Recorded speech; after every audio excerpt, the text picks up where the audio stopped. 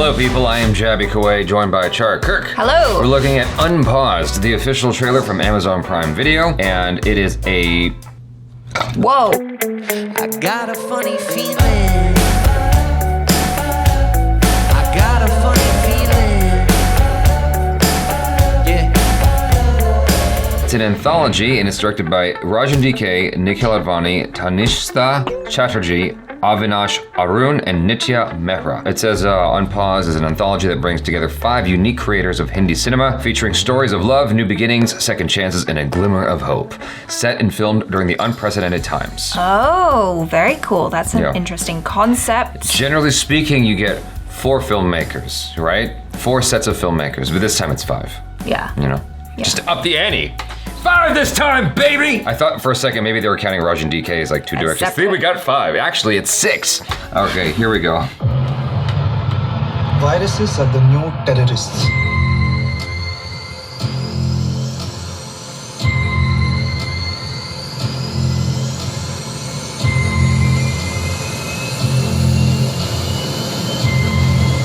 Oh. I almost tasted death. I want one of those in my home.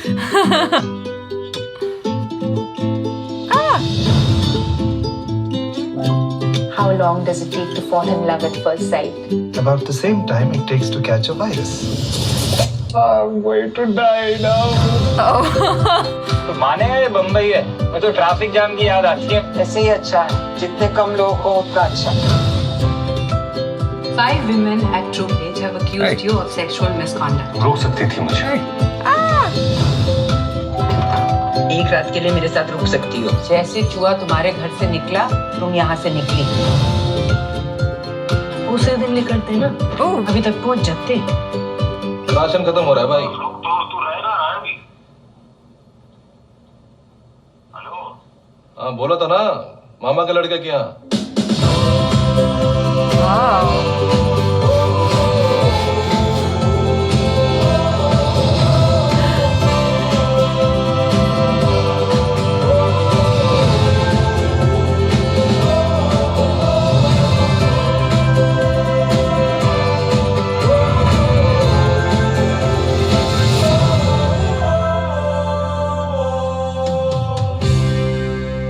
Problem चाहे जो भी हो, choice हमारी है। हमने प्रॉब्लम का साथ देना है, सॉल्यूशन का। Abhishek Banerjee, huh? Yeah. That's fun. We've got a really great Compounder! cast in here. Yeah. Compounder!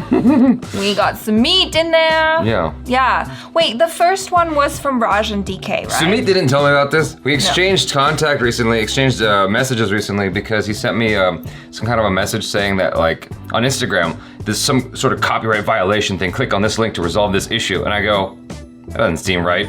So I texted him, I go, what'd I do wrong? What happened? Did someone hack your account? And then I messaged him directly on iMessage. He's like, yeah, it's been a hell of a day and this autocorrect is not helping. But anyway, yeah, glad to see he's doing more work. Rajan DK, if you guys haven't seen it, we have an interview with Rajan DK on this channel, this here channel. Yes. You don't have to leave. You can just type their names and it'll pop right up. In fact, it'll be a button that'll show up at the end of this video. Was that first one, was that Rajan DK? I didn't catch it, but it just seemed very stylistically like them. But I thought that you would be able to relate to that character really well because I just watched The one who was like, oh my gosh, clean. Yeah, I'm like, oh my gosh, I got the virus. I'm like, oh my God, that's Jaby. Ultra paranoia. The slightest, you know, sneeze or stuffy nose, you're like, oh God, is this it? Is it over? Yeah. Exactly.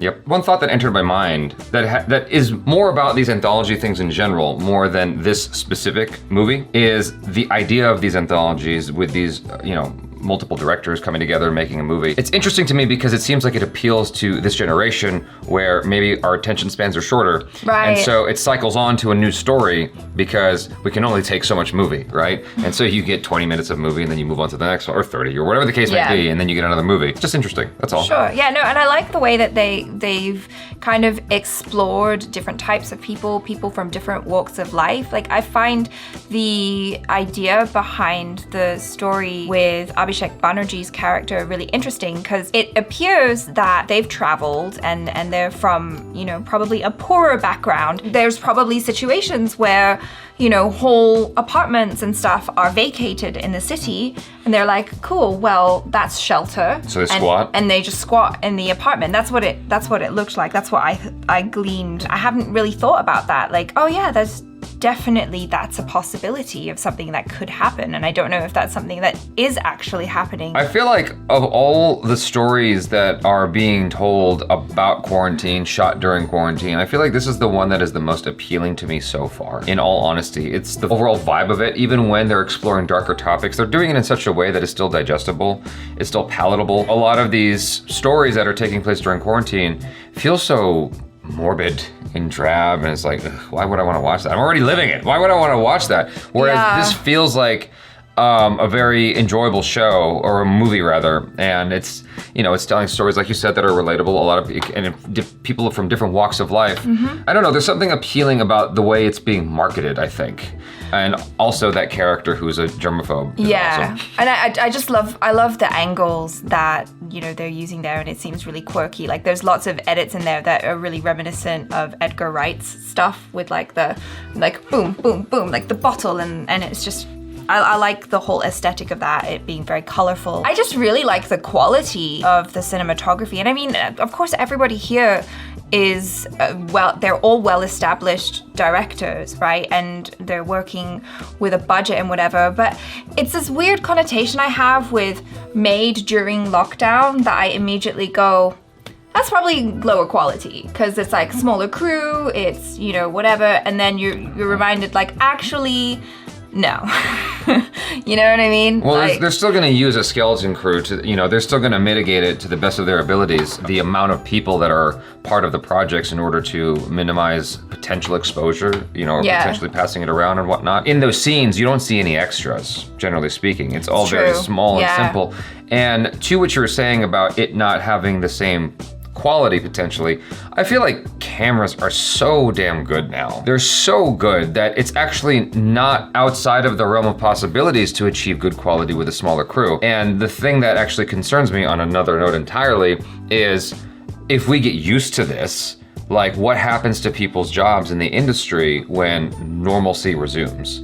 Right, I mean, a lot of things are going to be different when normalcy resumes, but I mean, it's super cool that they've managed to, you know, get together some really great directors and talent and put this together in a really, really appealing package. I think what I didn't fully articulate in my thought was that, you know, since lockdown started, a lot of people have kind of jumped on this bandwagon of like, made during lockdown, and it's usually been sort of like not very professional, and I think that's why in my head, as soon as I heard that like tagline, my brain immediately went to, it's probably not going to look that great. And it looks great anyway. And it looks great on this, obviously, because it's Amazon Prime and it's all professional crews, it's professional directors working with what they've got and like making gold. And I think that's one of the amazing things about this lockdown, in a way, like if you want to look at it in a positive spin, is that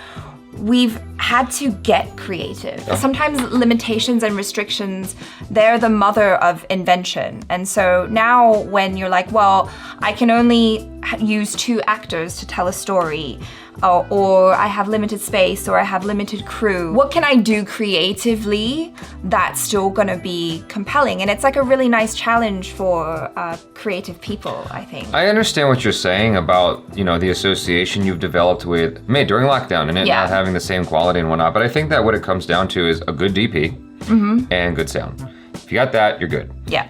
Good talent too. Because there are, of course, but I'm saying that like a great director can direct the shit out of the actors and point the camera in the right places, but if the DP, if they don't have a good cinematographer and bad sound, it's going to be apparent that the quality is not as good. True. You have those 2 things, you can fudge other things, and like it can at least have the appearance of being professional, right? And the reason I bring that up is because you have a lot of people who do multiple jobs by themselves, like Robert Rodriguez when he did El Mariachi. He was mostly shooting by himself with all natural lights on film, mind you.